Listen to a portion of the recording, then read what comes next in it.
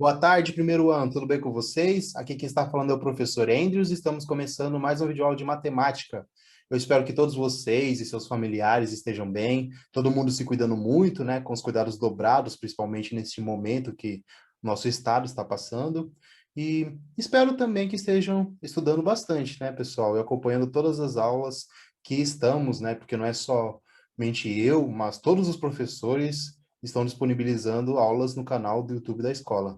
Beleza, pessoal? Agora, sem mais introduções, porque a aula vai ser um pouquinho longa, vamos começar a aula? Na aula de hoje, nós continuaremos os nossos estudos sobre a função logarítmica. Hoje, veremos o que são as equações logarítmicas e também quais as técnicas que podemos usar para resolvê-las.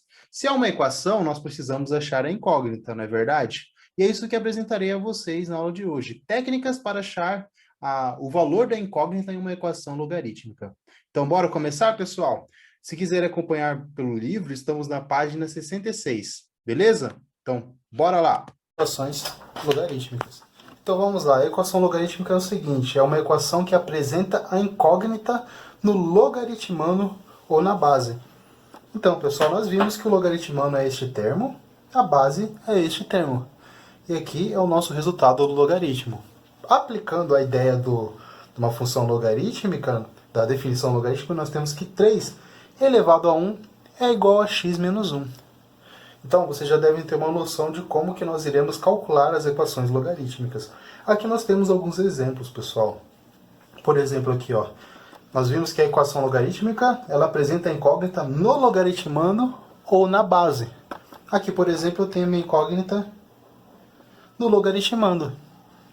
Aqui eu tenho minha incógnita tanto no logaritmano quanto na base. Aqui eu tenho uma equação onde eu tenho duas funções logarítmicas, né? E a nossa incógnita está no logaritmando das minhas funções. Aqui eu tenho minha função, a minha incógnita está no logaritmando, incógnita no logaritmando. Então o que nós iremos ver agora, pessoal? Como que nós podemos resolver esse tipo de equações? Ó, nós vimos que é uma equação que apresenta a incógnita no logaritmano ou na base. Então vamos analisar esse seguinte exemplo, que está no livro de vocês, pessoal. Vamos lá. Nós temos essa seguinte equação logarítmica. Logaritmo de 4x mais 8 na base de x menos 1 é igual a 2. O que é resolver uma equação logarítmica? Nós sabemos que resolver uma equação logarítmica é o que? É descobrir o valor da incógnita, que satisfaz a nossa equação. Só que, pessoal, vocês se lembram que no começo do capítulo que nós determinamos certas características para o domínio do logaritmo? Vocês lembram quando eu apresentei a vocês o logaritmo, eu coloquei algumas restrições, não é verdade? Nós vimos algumas restrições na abertura do capítulo. Se vocês tiverem alguma dúvida, é só voltar na primeira aula que nós tivemos ou verificar as restrições da página 5. E vamos lá, pessoal. Se vocês tiverem dúvida, pausem o vídeo, olhem lá a página 5, vê quais são as restrições e nós voltaremos aqui para a nossa resolução de equações. Então, ó, o que nós vimos lá? Quais são as restrições de um logaritmo? Nós vimos que o logaritmando deve ser sempre um número positivo. Não é verdade? E além disso, nós vimos também que a base deve ser um número positivo e diferente de 1. Então, para nós descobrirmos o valor de x, por exemplo, que ele está tanto no logaritmando quanto na base, nós temos que obedecer essas restrições. Porque, por exemplo, se eu descubro um valor para x, que vai dar que o meu logaritmando é negativo. Então, não tem como esse valor para x ser resposta da minha equação, ser raiz da minha equação, ser solução da minha equação. Sendo assim, todas as vezes que resolvemos alguma equação logarítmica, devemos tomar este cuidado. Então vamos seguir este exemplo, pessoal. Vamos lá. Olha, inicialmente nós temos que determinar o que nós chamamos de condições de existência. Para todas as nossas equações, nós temos que determinar as condições de existência. Então vamos lá. Para a base, nós vimos que o que, pessoal? Que para a base, o número deve ser sempre positivo e diferente de 1. Então as nossas condições vão ser as seguintes, pessoal. Qual que é a nossa base dessa equação? A base é x menos 1. Então nós temos que o que, pessoal? que a nossa base, primeira condição, ela tem que ser maior do que 1. Então nós temos que x menos 1 maior do que 0. Tem que ser maior do que 0. Essa é a nossa primeira condição. Se x menos 1 é maior do que 0, quer dizer que o x, neste caso, nós já sabemos que ele é maior do que 1. Não é verdade? Então a primeira condição foi aplicada aqui, que a nossa base tem que ser positiva, maior do que 0. Para esse caso, o x ele tem que ser maior do que 1. E ele não pode ser 1, pessoal, ele tem que ser maior do que 1, não é maior ou igual. A outra condição que nós vimos é a seguinte, que o x menos 1, ele tem que ser, a nossa base tem que ser diferente de 1, porque nós não podemos ter uma base igual a 1 aqui. Então o que nós podemos fazer, pessoal? Podemos falar que a nossa base tem que ser diferente de 1. Se nós utilizarmos essa propriedadezinha, essa condição de existência, nós temos que x menos 1, se eu passar esse menos 1 para o outro lado da minha desigualdade aqui, eu tenho que o x ele tem que ser diferente de 2. A nossa segunda condição de existência foi aplicada aqui. Beleza? Então já sabemos duas coisas, pessoal. Olha, o x ele tem que ser maior do que 1 e ele não pode ser 2. Agora vamos relembrar o que nós sabemos do logaritmando. O que é o logaritmando? É este termo aqui. Nós vimos que o logaritmando ele sempre tem que ser positivo. Ele tem que ser maior do que 0. Então vamos aplicar essa condição de existência. Vou colocar aqui que o nosso logaritmando, 4x mais 8, deve ser maior do que 0. Não é verdade? Então o que nós tiramos daqui? Olha, se eu passar este 8 para o outro lado da igualdade, eu vou ter menos 8. Se eu passar dividindo 4, eu vou ter a seguinte resolução. Que o nosso x ele tem que ser maior do que menos 2. Então, ó, vamos tentar desenhar a reta aqui, reta real, que o logaritmo está dentro dos números reais, né, do conjunto dos números reais, representando todo o domínio dessa função aqui que nós acabamos de ver, dessa equação. Por exemplo, nós vimos que o x ele não pode ser 1.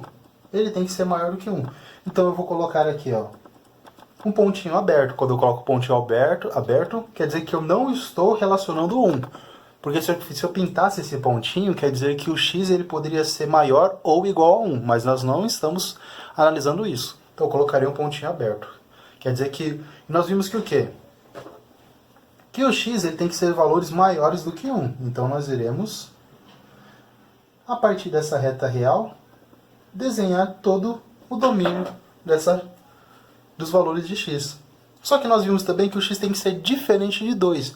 Então aqui nós iremos excluir o 2 da nossa reta real. Quer dizer, então, ó, o que nós conseguimos desenhar? Ó, que são todos os valores maiores do que 1, diferente, não considerando 1, e diferente de 2. E agora aqui nós vimos que pelo logaritmando nós encontramos uma outra condição de existência, que é a seguinte, que o x tem que ser maior do que menos 2. Então o que nós podemos fazer? Olha, eu posso desenhar aqui o menos 2, deixando aberto, ó, que não é maior é igual. Então eu vou desenhar algo aberto. Aberto. Então o que nós temos? Todo o nosso domínio. Beleza? Então, pessoal, estes são os valores que o x não podem ter, ou onde que está, onde que nós podemos calcular o nosso valor de x. Então, o resultado nosso deverá ser uma junção destes dois resultados, ou a intersecção dessas duas retas reais. E aqui, pessoal, como que este valor aqui está falando que tem que ser somente maior do que menos 2. E aqui nós temos os valores referentes a 1 e 2, não é verdade? Então, nós podemos falar que a intersecção ela pode ser determinada somente por essa reta aqui. Porque, olha, nós sabemos que 1 e 2 são maiores do que menos 2. Então, os valores que o x pode ter são simplesmente maiores do que 1, diferente de 2. Então, aqui nós temos a reta real que determina as nossas condições.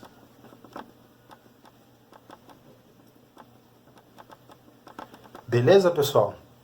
E assim nós acabamos de determinar os valores que o x pode ou não obter. Então agora vamos tentar resolver essa equação. Bora lá. Resolvemos esse tipo de função, pessoal, de equação. Nós podemos aplicar a propriedade fundamental do logaritmo, não é verdade? Por exemplo, aqui eu tenho que o logaritmo de 4x mais 8 na base x menos 1 é igual a 2. Eu posso falar que x menos 1, que é a minha base, elevado a 2, é igual a 4x mais 8. E o que é x menos 1 ao quadrado? Esse aqui é um produto notável, não é verdade?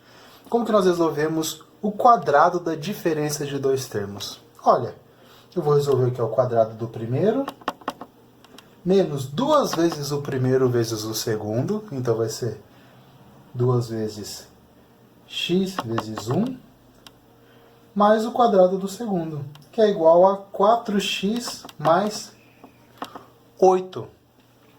Isso daqui eu tenho que é x ao quadrado menos 2x mais 1 igual a 4x mais 8. Então vamos lá. Se eu aplicar o princípio aditivo aqui nessa igualdade, nessa equação que nós temos aqui, eu posso passar esse 4x para o outro lado da igualdade subtraindo. Da mesma forma que eu posso passar o 8 que está somando subtraindo do outro lado da igualdade. Então eu tenho que x ao quadrado menos 2x menos 4x mais 1 menos 8 é igual a 0. Sendo assim, eu tenho a seguinte equação. X ao quadrado menos 6x menos 7 é igual a 0.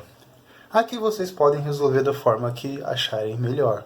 Por soma e produto, completando um quadrado, vocês podem fazer o que quiserem aqui, pessoal. Mas o que nós temos que observar no que nós estamos querendo agora? Que nós temos dois resultados. Trata-se de uma equação de segundo grau,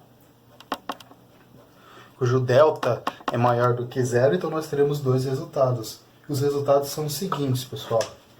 É igual a x igual a 7 e x igual a menos 1. Então, pessoal, nós temos duas soluções aqui. A solução x igual a menos 1 e a solução x igual a 7. Só que, olha, pessoal, o que nós vimos no slide anterior? Que essa equação que nós estamos analisando, ela tem umas certas condições de existência, devido às características da base e do logaritmando. Nós vimos que o que, pessoal? Que o nosso valor de x tem que ser maior do que 1, diferente de 2 e maior do que menos 2. Ou seja, estes resultados aqui que nós podemos analisar, olha aqui, x igual a menos 1, x igual a 7, nós vemos que o quê? Que o x igual a menos 1 não pode caracterizar o resultado dessa equação. Por quê? Porque x igual a menos 1 é menor do que 1. Então, a resposta será x igual a 7.